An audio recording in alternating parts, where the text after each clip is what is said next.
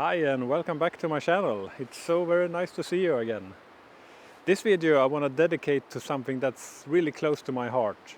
A special type of landscape photography, and that's black and white. So I'm only gonna do black and white photography in this video.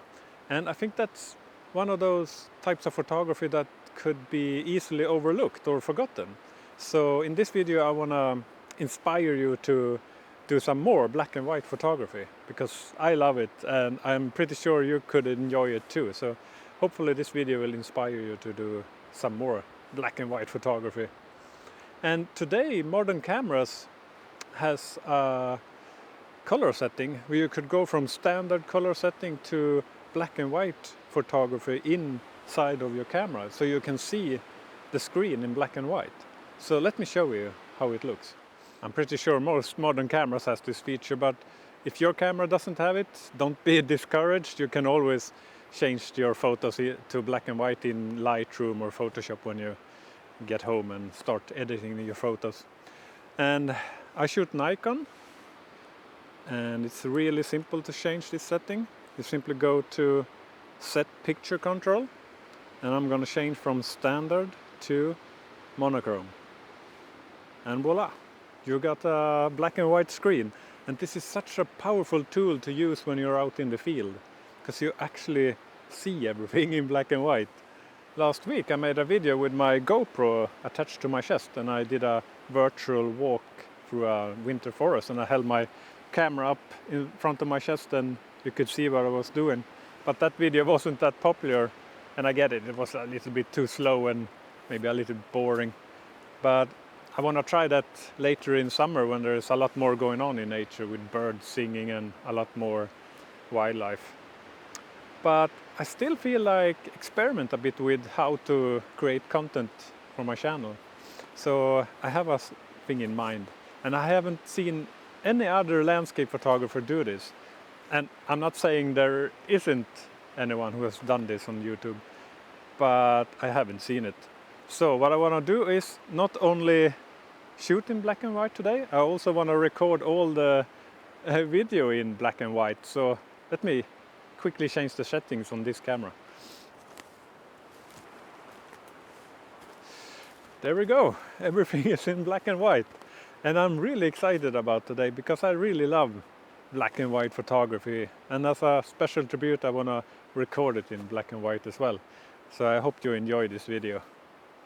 And today it's a really windy day. We got winds up to 15 to 20 meters per second.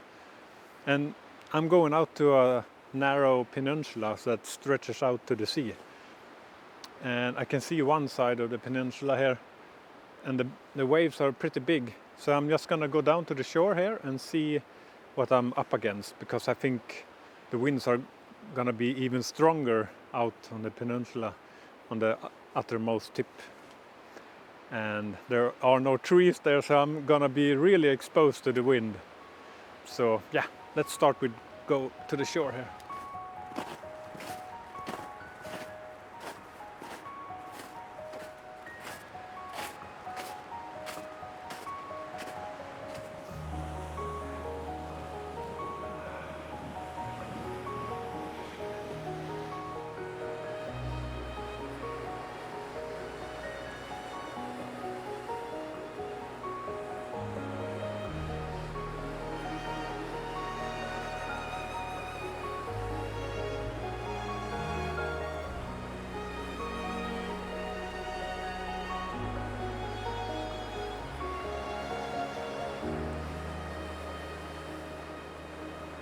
It's really brutal and chaotic out here in the wind.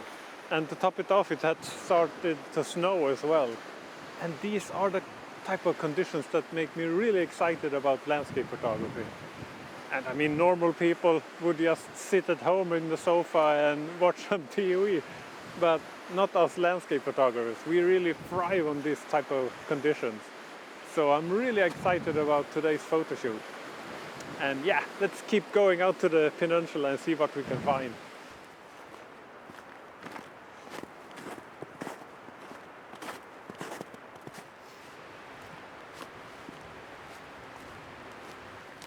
I'm making my way through the forest on my way out to the peninsula where I'm gonna start shooting. And I stopped here because I just quickly want to tell you what it is that I'm looking for when I'm searching for black and white compositions. And I'm looking for the contrast between black and white, and more precisely the contrast between bright areas and dark areas in the frame. Let's take this bark as an example.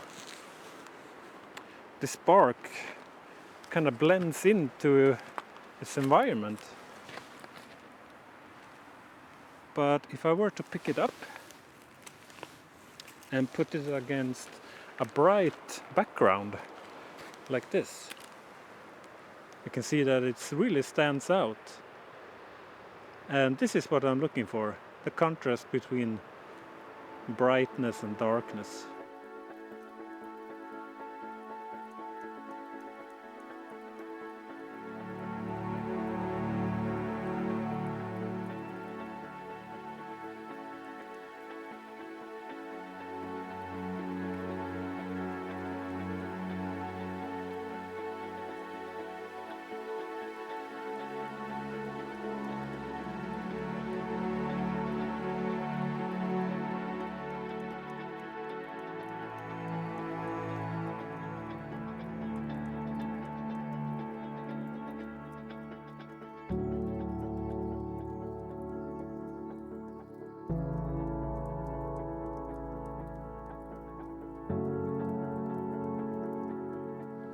You see that tree out on the peninsula?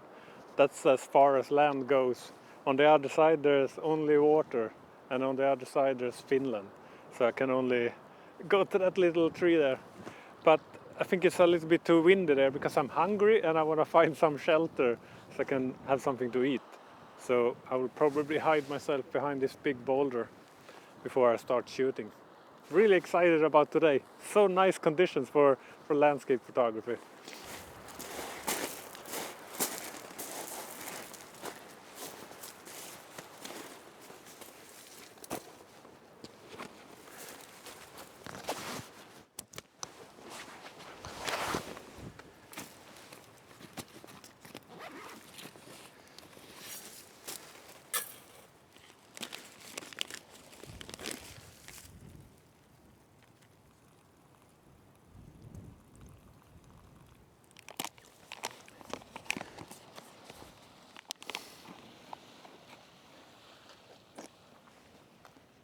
While I was eating, I was also looking for compositions. And there's a lighthouse far out on the horizon. And sometimes the waves crushes up against the lighthouse and looks really cool. So let's start with that, something really simple to warm up. And I'm gonna get my telelens out, a 400mm lens. It's because the lighthouse is really far away. And I have the 1.4 teleconverter as well, so maybe at 560mm I can take a shot at this lighthouse. So yeah, let's get the camera out of the bag.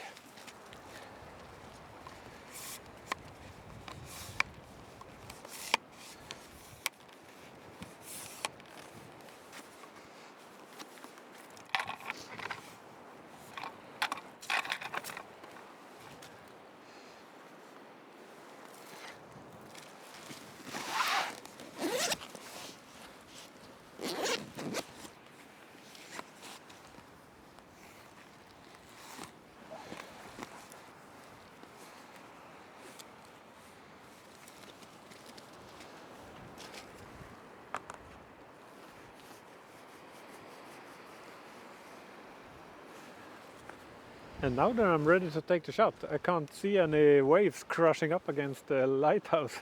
So typical. And I'm not gonna spend so much time here. I have other things to photograph. And I'm using this shutter release cable to time it when the waves comes.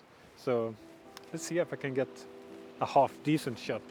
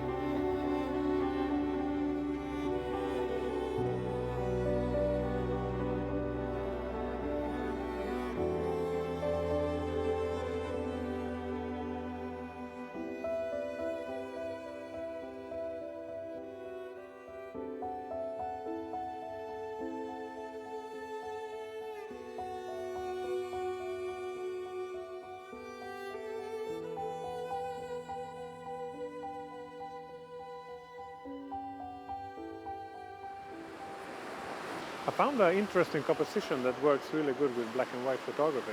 And it's divided into 3 sections. The foreground is very bright, and also the sky is very bright, and the water in between is very dark. So it makes a really good contrast between those 2 areas. And I'm trying to time the shot with the waves. Ah, my tripod fell over. It's so much wind out here, I don't think I can be out here much longer. I get cold. And yeah, and I want to freeze the waves. So I'm at 1,000 of a second, f8 and ISO 400. And I'm just timing the shot when the waves looks nice. So if this shot turned out to be any good, I will put it up on screen for you.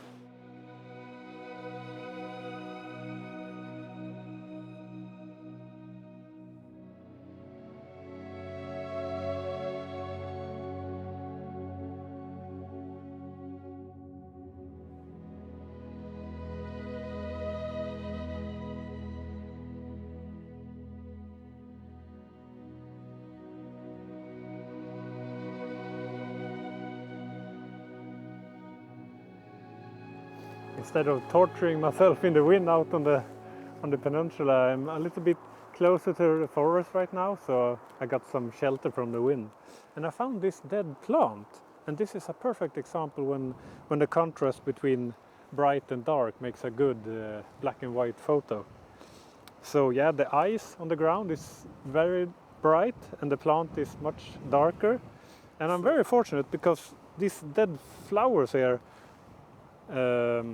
are practically on the same level, so it doesn't really matter what kind of aperture I'm using. I get a nice depth of field whatever aperture I'm using. So I'm trying at f8 and I'm opening the aperture to f2.8 and taking a second image. It looks really nice.